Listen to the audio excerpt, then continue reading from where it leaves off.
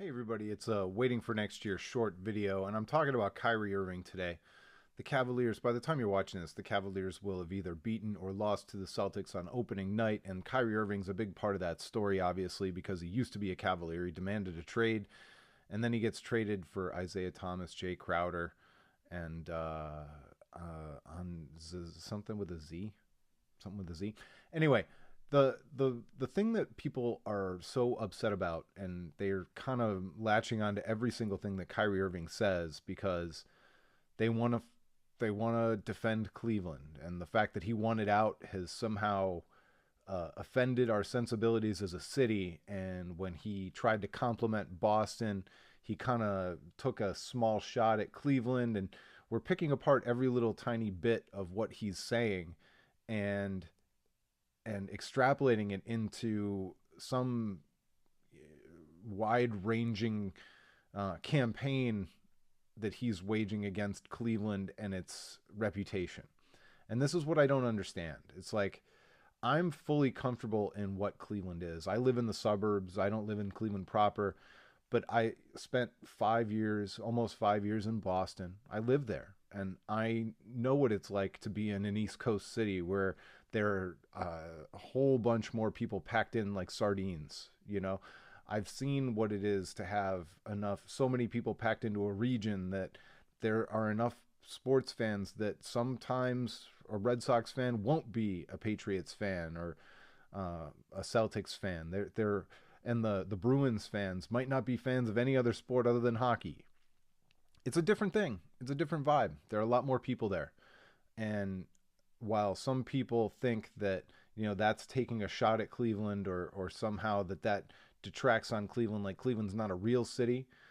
I mean, if that's the way you're grading it, yeah, I guess Cleveland's not a real city. It does close early. It doesn't have clubs and restaurants and bars to the degree that Boston does. But that's not. I mean, that's not what Cleveland's competing on? When I moved back here, I was moving to a place where I knew that a commute could be under an hour. I was moving to a place where I could raise a family. If you get caught in traffic after your kid's soccer practice and you want to stop and get some food and there's an accident, you could be bottled up for 45, 50 minutes on a freeway in a very, very short commute. Like, that kind of thing doesn't really happen in Cleveland unless there's like a really, really bad snowstorm or something. But in Boston or Chicago, it's not just Boston. You get stuck on Lakeshore Drive sometime as a suburbanite in Chicago, and it'll be an utter disaster for you. Your kid will have to pee, you'll be stuck on the freeway for 45, 50 minutes, and like, so yes, there are more people. There is more energy because there are more people. And I think a lot of people take offense or think that Cleveland should compete on that scale, but I don't. I think that Cleveland offers something different entirely.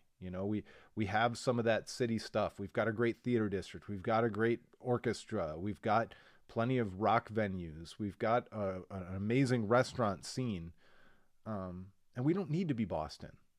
And it's fine that Kyrie Irving is excited to be in Boston and to feel that different energy from what Cleveland has.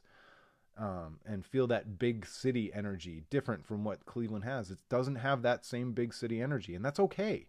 That's okay. It doesn't make us lesser. It just makes us different. We're not selling the same things. Some places sell steak, other places sell comfort food. Some places sell the best burger you've ever had. But just because the burger doesn't compete with the steak directly, yeah, I mean, I'm talking about food now. Now I'm just hungry. But it's silly. It's silly. It's silly to pick apart every one of Kyrie Irving's little words. It's silly to try and measure Cleveland against Boston. And if it's silly for Kyrie Irving to do, it's even sillier for us to pick apart every little phrase that Kyrie Irving utters from now until the end of time, and try and find ways that he's taking shots at us. Who cares? Who cares? We're not trying to compete on that level.